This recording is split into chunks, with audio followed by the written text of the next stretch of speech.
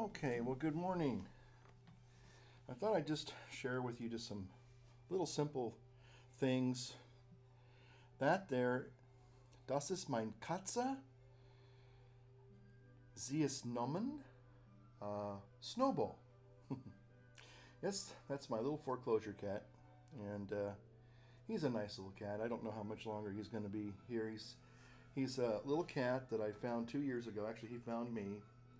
And he's a sweet little cat, but I think he got abandoned when the housing market started taking a dump and people started just leaving their houses.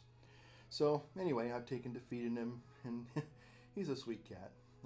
I would like to maybe get him fixed up, maybe, and but he does really well on his own. I mean, I feed him and I take care of him, but he's not exactly an indoor cat. But and then I want to show you this real quick. You're probably wondering, what in the heck is that? Well, these are little, I guess these are little Thai peppers. And I tell you, I love hot food. And these, when they come out in the fall, are a real treat for me. And so when the ones I don't actually eat, these are starting to already get a little bit leathery and dried out. But I love these things. And with a meal, you know, you just take a couple of them with you to the table, and if you like hot food with your, or food that's hot and spicy, you can, just bite a little piece of that off and chew it with your meal, and it's just really a delight. So I love this time of year when these beautiful, and plus they're very beautiful and pretty. I think they're just lovely things. Well, let me go feed old Snowball here, and I'll be back in just a moment.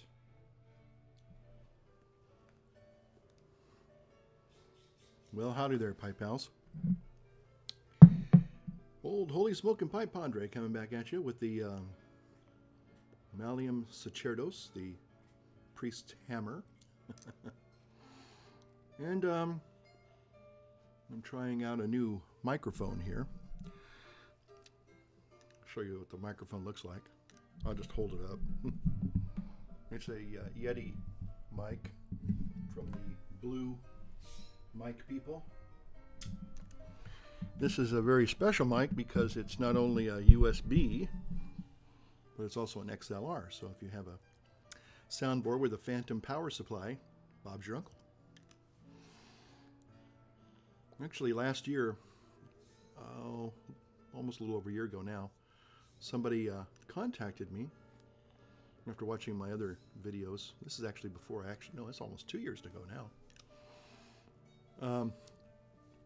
They were watching my other channel, and they wanted to start a Catholic bilingual radio station.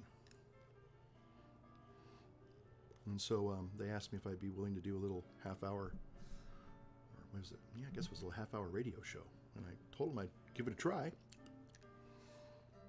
I have a real face for radio, can't you tell? Anyway, but oh well. So I'm here with a couple of things to talk about this morning. It's beautiful autumnal morning here in October 20th, I believe it is, in the year of our Lord, 2012.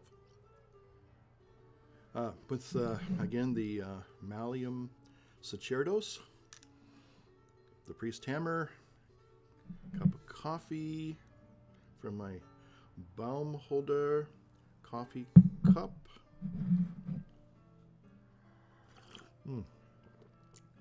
See, I guess that would be Caffè di Tasse. Still taking my little German classes once a week. And so anyway, well, there's a few things that have happened in the last couple weeks since I've been noticeably maybe absent from some of you. Still watching your videos. I just watched a really delightful video with Matches 860. You know who he is, boys and girls. Oh, first, the housekeeping. Again, we have already established that this is that beautiful little cherry wood, Ashton cherry wood. But I'm smoking in it, I think, one of the most beautiful tobaccos for autumn, and that's Sillum's Black. Wonderful stuff.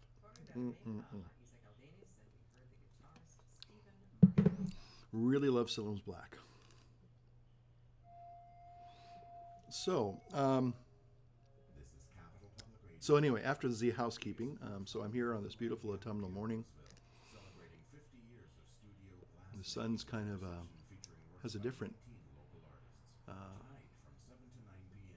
It has a different, little bit of a different arc now that it's fall or almost fall. So I don't get quite the direct sunlight. So I'm getting some interesting shading on this video.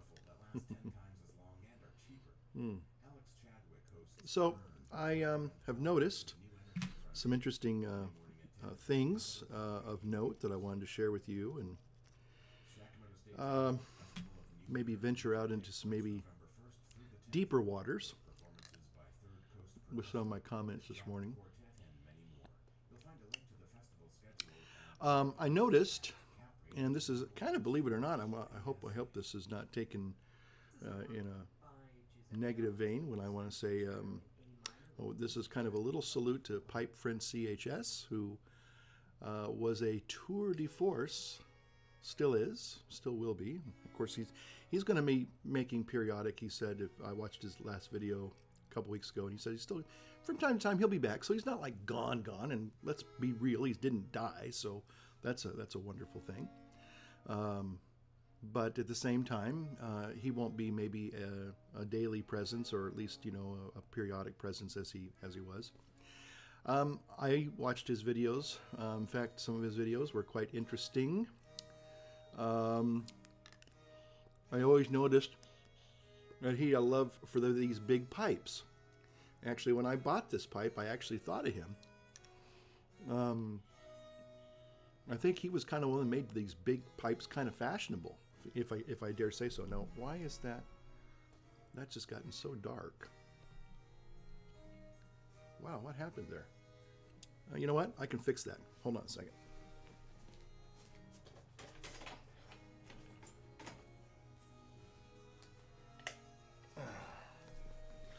That ought to learn it. Yeah, I don't know why I'm getting such a... I can't quite see. It looks like everything went dark. Oh, there we go. It's just the doggone settings. But I remember, you know, he seemed to really like these big pipes. I guess I'm assuming he had Boswell pipes or different types of pipes. But anyway. So I think we accredit him as maybe being one of the forerunners of, you know, introducing the grande pipes, or the magnum pipes. And he also had, believe it or not, still does obviously because the videos are still up there, a couple of videos on juicing and videos related to health and pipe smoking, which I thought were very interesting. So, but anyway, so I salute him. But again, he'll be back from time to time. So when he comes back, I always wondered though, you know, you look at his channel, and clearly I always seen him as like way up here, you know, especially with views and everything. He has thousands of views, and I always wondered, well, what contributes to him having a lot of views? And well, simply, I think he was really the master at just kind of the like 2 to 3 minute little sound bites, really. And he did it in a very natural way. And I just think that appealed to a lot of people. So, but he did say something that I have to agree with. He said that, you know, he's pretty much said everything you can say about pipe smoking, I think, or related to pipe smoking. And he, you know, so anyway, we wish him well. Salute you with my Magnum cherry wood. And I hope you're having a great day wherever you're at there. One other thing I'll say too is that I noticed that Pipe Lawyer and I think Joffrey the Giant, I think, and all those guys, they kind of were, you know, had like a little fellowship thing going. So I thought that was interesting. I mean, they went to each other's homes. I think Pipe Friend CHS went to visit, or maybe it was Pipe Lawyer that went to visit him. Anyway, but they had a video about it. It was interesting. Well, folks, it is an election year. And I just want to say that I'm going to go ahead and announce that I'm putting in my hat in the presidential ring. So if you want to write me in, go right ahead. Holy Smoking Pipe Padre for president. Okay? You Probably won't see very many campaign commercials with me talking to you and trying to get your vote, except for maybe this one. But nonetheless, you know, I am running. I'm making my official bid now that I'm running for president of the United States. And I really want to, you know, tell you that I want to be your, you know, president. You know, I want to represent you pipe smokers and cigar smokers. You know, I'm very inclusive. And I'd like to also probably ask Macon Change if he'd be consider being my VP running mate. I think it'd be a pretty unbeatable ticket if people only knew the two of us. But because people really won't know the two of us beyond the confines of this wonderful YouTube channel, I think our chances are pretty slim to none. But anyway, we want your vote. So, providing Macon Change wants to run with me. So anyway, or he might want to run away from me. I don't know. So that leads me to two of my little thoughts, my little thoughtoids this weekend. And this is something that came up in the life of the parish, and it's always going to be there. It's kind of like maybe the sleeping elephant in the middle of the room. And that is that we live in a very polarized society. You don't need me to tell you that. And I don't have a lot of answers for that, okay? As far as, you know, how do you bring people together? Because in some ways, whether it's theology, it's politics, it's philosophy, you would have to admit that on the surface, it seems like irreconcilable differences. But that's what leads me to my thought here. Kind of spurred on by something that Jay said. You know, what do you do if you don't like a certain candidate? You know, what do you do? And seriously, what I want to say, and this is a twofold thing. You know, this gets back to actually the actual politics part of it, and then the other thought I want to develop is just the irreconcilable differences. But politically, you know, what do you do if you have two candidates that you just don't, you know, you got to hold your nose, whatever, you know, you don't like either of them, you don't agree with them, you know, it's their views are not really your views. Well, I'll be honest with you, in the last few years, I have found myself more in that category. You know, I'm not liking this guy, and maybe this guy's my party, but I don't like him either. He doesn't really represent me. He doesn't stand up for what I believe in. Well, there's a third choice, and some of you out there probably are going to shake your head and go, that's stupid, you're just throwing away your vote. Well, no, I'm going to explain that in a moment. I write in somebody. And it doesn't matter who it is. I mean, I write in somebody. Now, you might say, well, you're throwing away your vote. Well, not really. Because I'm voting my conscience. As long as I vote, see, I throw away my vote when I choose not to vote. That's when I throw away my vote. In some ways, yes, it's a civic duty, civic responsibility to vote in an election, okay?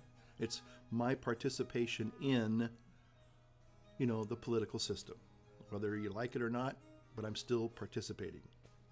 And so even if I'm not 100% behind or 50% behind, or I'm just totally against the other candidates, I can always write in a candidate of my choice. Think about that. That's pretty doggone cool. Now you're probably saying, but that person will never win. You're probably absolutely right. They probably won't win. But at least I win because I go and I vote. And so that's what I wanted to say about that. But getting back to the irreconcilable differences, how do we try, or maybe that's the operative word, try, to bridge the gap? And I think we do that by being charitable. And it's something I'm still learning to do. I used to, in my more radical political days and theological days, I had a certain very strong position on lots of things, and I would be the kind of the person that if I felt that you were on the other side, we had a term in the Army when I was in the tank, when I was a tank battalion chaplain, and they would saw target up, laze the target, color the target, light it up. And there was a point, maybe emotionally, psychologically, where I would laze that person as that's a target. You're the enemy. You're the bad guy. Because you didn't agree with me. In the last probably 5 years, I begin to see that that's a very unhealthy and very destructive way of looking at life and other people. It's us and them.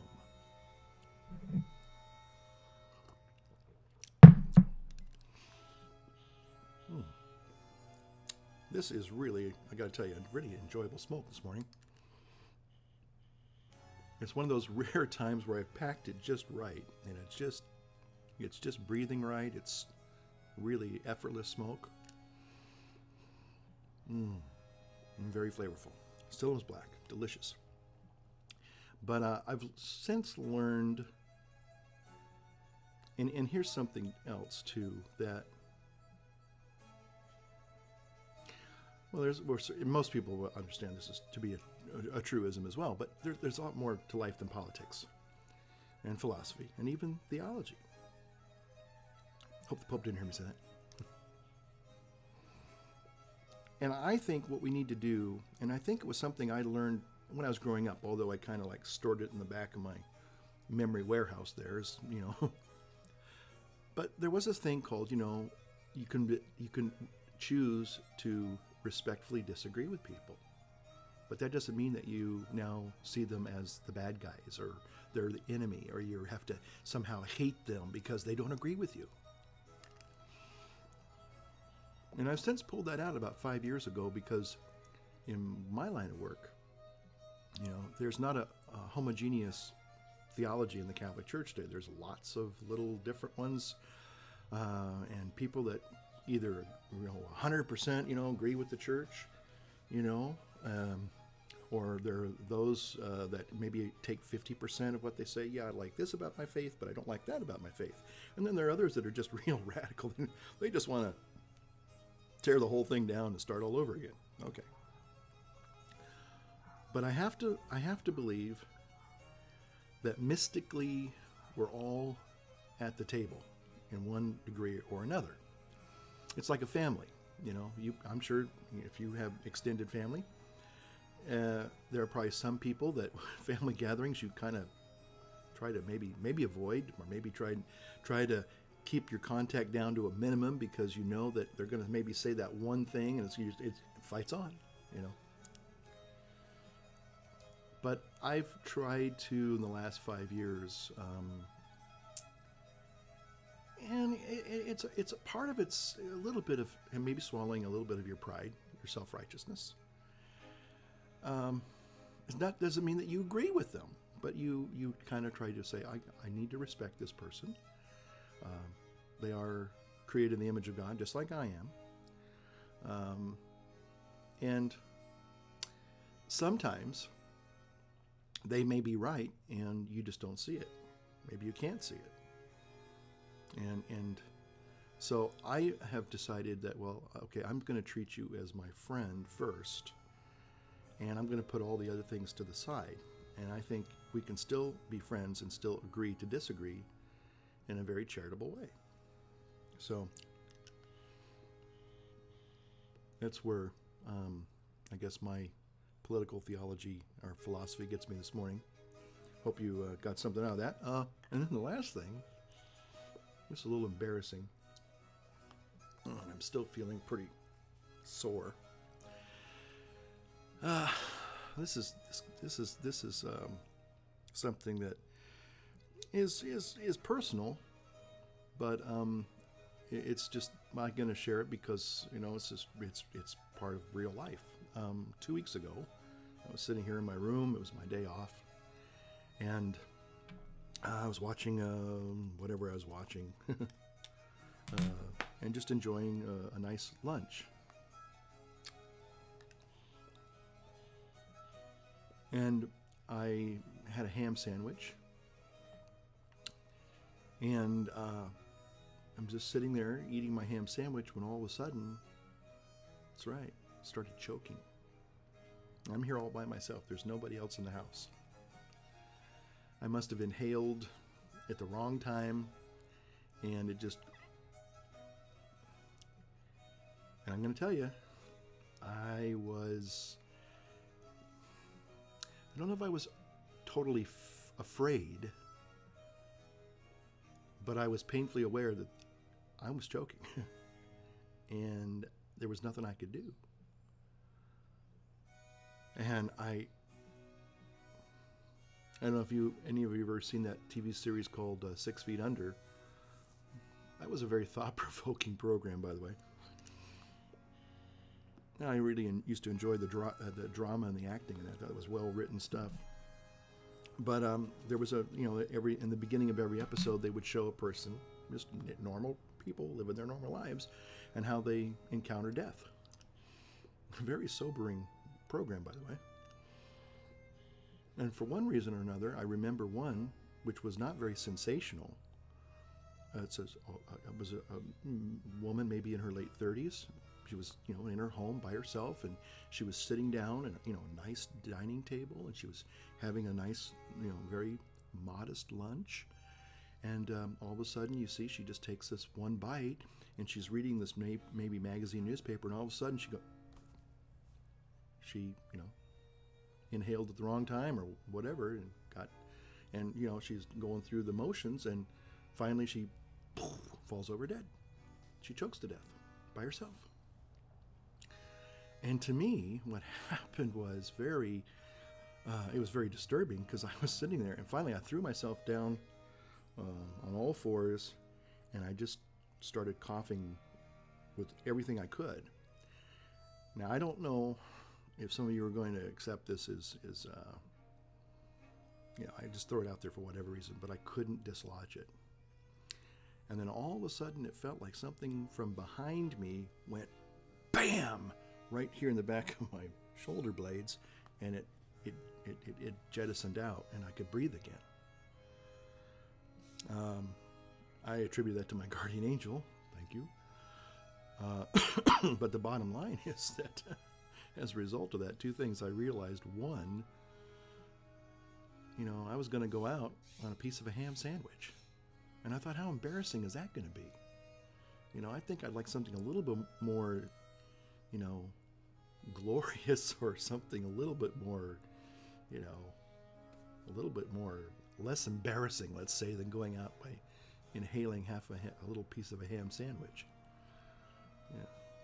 But anyway, I have to say, the last couple of weeks I've been really sore, right in here, because I think I was violently, coughing and whatever, but boy, man, I'm just really achy and sore. So, but I think I'll get over it.